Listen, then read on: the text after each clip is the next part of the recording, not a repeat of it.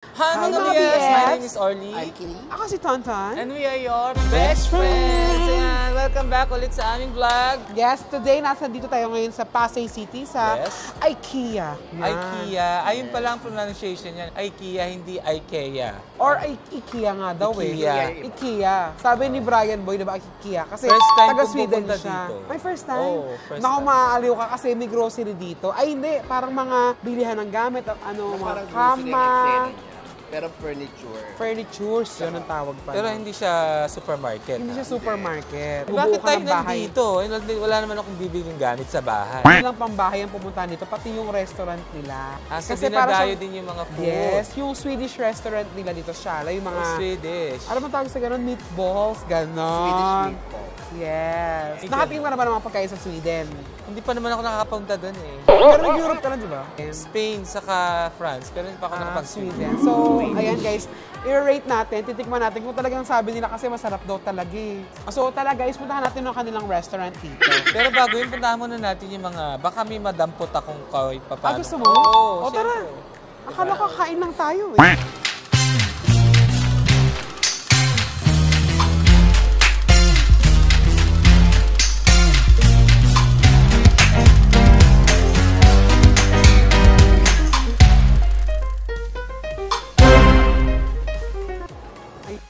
First time miso sa IKEA ako mga pangalawang beses. Parang yung mga nila display nandun sa ano. Alam mo kung paano unang pumunta ako dito?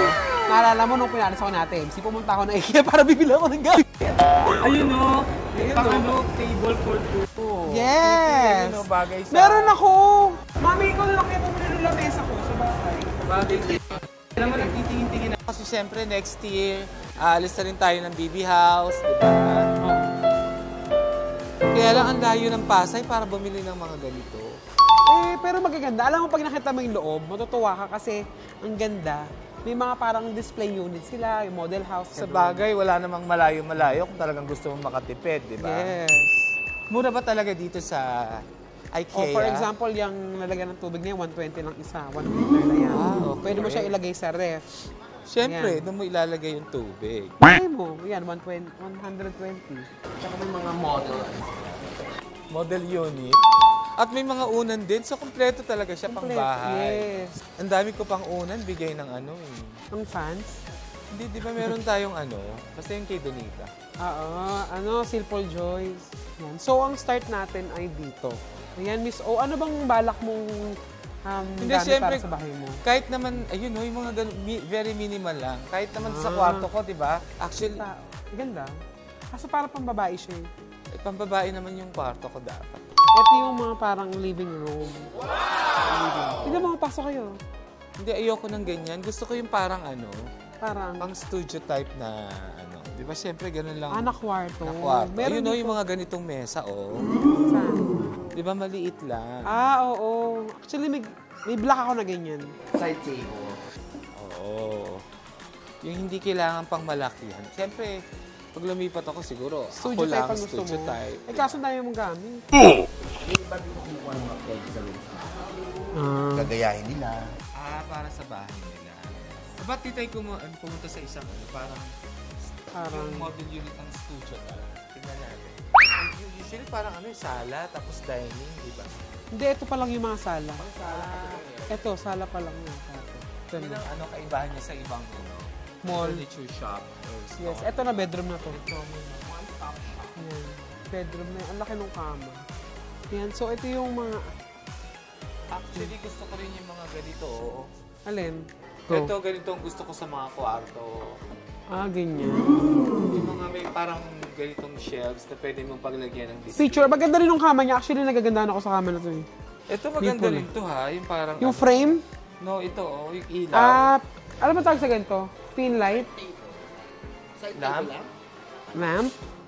Pwede umiga? Oo. Parang lumubog yung kama. Basta yung tumae, pwede ka dito. May crib. Ito pang family, pang baby. Ayun may mga baby dress, di ba? Yan. So pang pang bagong panganak na misis. Eh siguro, ano kaya? Parang nalagyan ng regalo yan eh. Parang lalagyan ng panty. Saka ng rosas. Paano pag may ahas, anong gagawin? Oh, hell no! Yan. So, ito na yung gusto mong kwarto. Hindi ah. Charas. Let's go.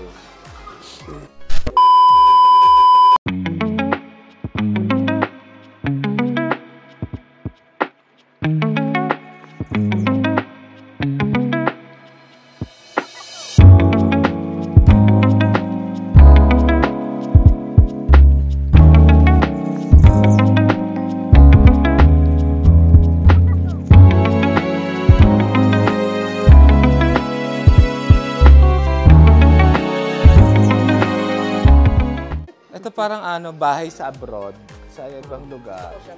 Ganda siya. Ito yung gusto kwarto ni Miss O. Maraming ganitong kwarto. No, di ba maraming ganitong kwarto? Yung di ba, yung sa taas, ginagawa nilang kama, tapos sa baba, parang table, tapos Office. parang kay Negi. Oo. Parang kay Negi, ganito yung pinagawa niya. Parang nakakatakot naman siya ako. Pero hindi, yung iba kasi pinapa-customize, pinapagawa talaga na kahoy. Parang Pamagaan. Parang si Tonton, hindi kakayahan. hindi ako pwede rito. Thank you so Thank much. you. Thank you. Salamat. Merry Christmas! Sa tray ang nilalagay dito. Na-excite ako kasi parang siyang canteen lang or Yes. sa school, sa mga Cafeteria. offices, di ba? Ito tayo ng tray. Ano kaya ibig sabihin ito? Ano kaya ibig sabihin yan? Comment nyo nga kung ano ibig sabihin nyo. Paano kaya ito? Wala ka parang yung presyo. Ayan o. 49 pesos? Ano to? Paano kaya ito? Parang maganda na ito pang-gift sa mga inaanak ko. Lord. Ano ba yan? Chocolate soup. Ito yan. Nakalagay 300 siya. lang. 300 pesos. So since tatlo kaming kakain, pang-apat yung aming poging videographer Yes. na Pogi. Hindi naman pogi. mahal na mahal ni Tonton. So, Sis, mali ka. Mahal na mahal mahal na niya ako. mahal niya si Tonton. Ayan, no, sinipa siya. Ah, It's the other madami way tayong around. bibili. Na-excite ako dun sa chicken saka sa meatballs. Ayan yung mga carrot cake ko. Kasi may go sa carrots. Bakit dati ka bang rabbit?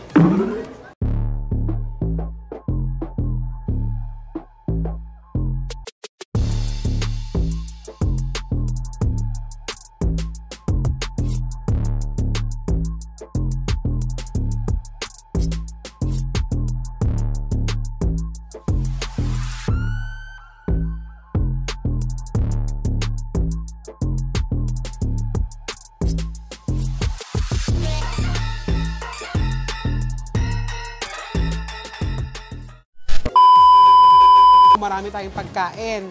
Alam mo kung magkano lahat yan? 2,700.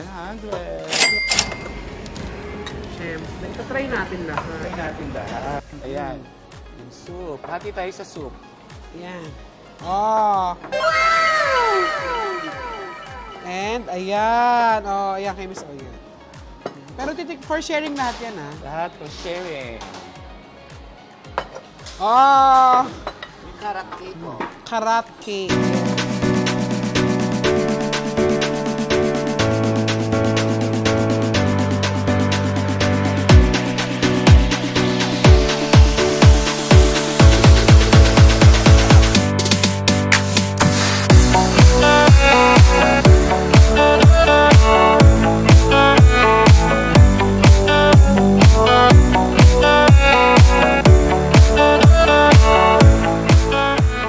Ayan na. So, tatry na natin yung pagkain. Oatmeal or Ay, yung Pico Meatballs sila may kasama cranberry.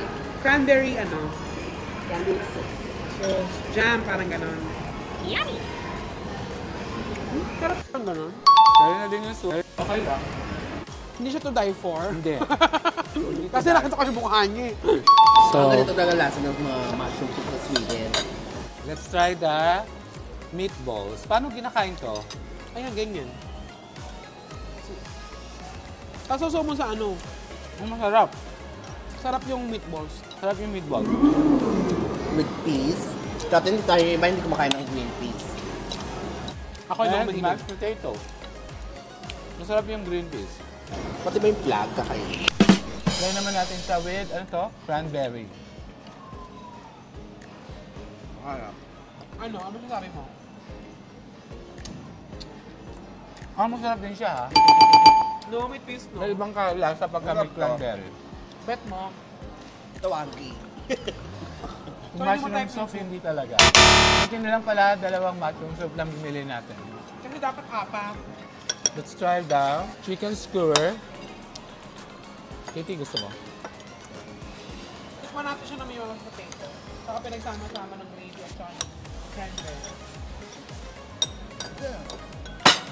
Parang, Ano yan? Maharap din. ito. Ewan ko, nilagay lang nila. Hindi, ano to, ribs. Try natin ribs. Tikman natin yung ribs ito.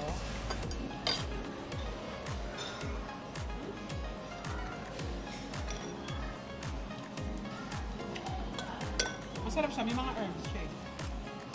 Hindi herbs. Herbs. Tupit. Masarap din. Para saan to? Dito? Fries.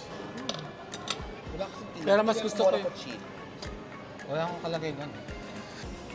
Kasi 4-1 lang talaga siya. I mean, nakakakaisip ng sarap. Ay, masarap. Tama ko na yung sauce. Salmon. Pakita mo, ilapit mo. Hindi. Ayan. Subo. Mami, tikman mo. Yummy! Ano nga? Sarap, no? Ako naman. Yan. Ang laki! Okay. I love it. So, ito na yung natinikman yung chicken wing. Well, let's try the chicken. Let's try the chicken.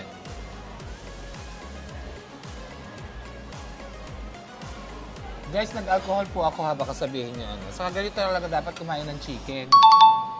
Ayan guys, hindi ako nakahawak sa... Sarap. Ayan guys, hindi ako nakahawak sa paa ko ngayon. Nai-enjoy ko yung ribs. Sarap niya. Ako naman, itong na-enjoy ko. Yung din to. Saka yung chicken. Tikman natin tong ano to. Feeling ko yung sausage, normal na sausage lang to. Tumalsik siya.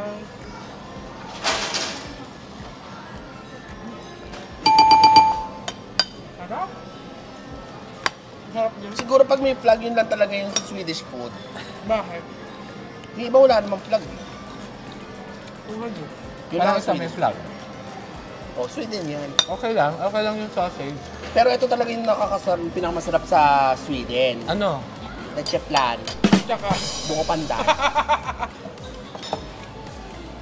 Bet ko to, yung ano nila, meatballs. may sama ka pa, Miss O. Kaya nga, titikpan din natin yan. Flapchina. Ayaw talaga nila nung ano. Nung mushroom soup. Favorite ko mushroom ah.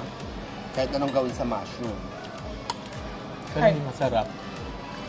Ito, try na natin to, Kitty. Yung pasta nila and the... ano kayang sausawan ng salmon? Wala. Wala, feeling ko astis. Let's try the salmon. Okay din naman. Wala masyadong timpla, pero okay din. Hindi naman siya ganun ka-bland. Hindi. Let's try the chicken wings. Kahit yung balat. Gusto ko din yung chicken.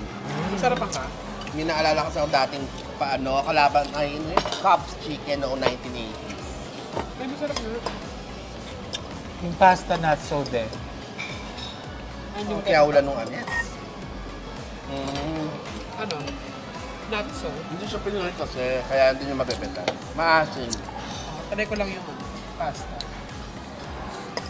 Pero yung salmon, hindi ko titikman niya kasi masakit sa ang paa ko. Oh no! Maasim siya, not the typical Filipino Pinoy. pasta. Mukha lang siyang Pinoy. Asim. Ito lang bet ko, tsaka. Ako din, Yung for ribs, me, hindi mo ito. tayo. Ito kaya ko yan. For me, the chicken and the meatballs. Ayoko kasi talaga ng pagkain na medyo matamis. Kaya nga sa adobo, ayoko ng humba. Sabi ni Didong, homba. Pa natin tong croqueta. Ano yung croqueta na hindi bilog, no? Oo. Para siyang hash brown. Hash brown! Hash brown! Meron pala kasi feeling na cheese. Yeah. Pero siya, may truffle. So masarap siya pag may truffle. Ako pa ako ng truffle. Try. Sabi ng ibang bakla, lasang. Dati yun. Ayoko yan, lasang gas. So, nakita nyo guys, medyo, ayan, may tira-tira tayong konti. Pero Take out na syempre, lang natin yan. Nakita nyo, nagligpit kami kasi ano dito Lego. Clego, pinasigaw.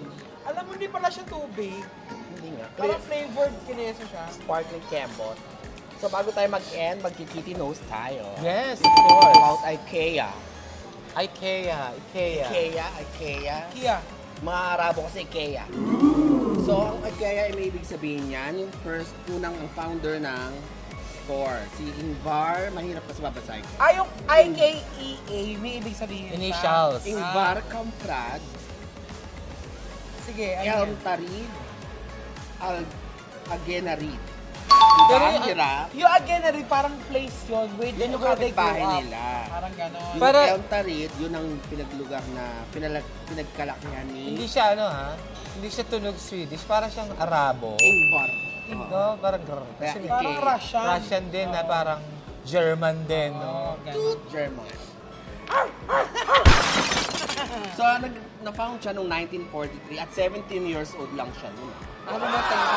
Ano mga ating dalo dati? Mga ballpen, mga wallet. Parang National Bookstore. So ano talaga siya, mahilig siya magtinda.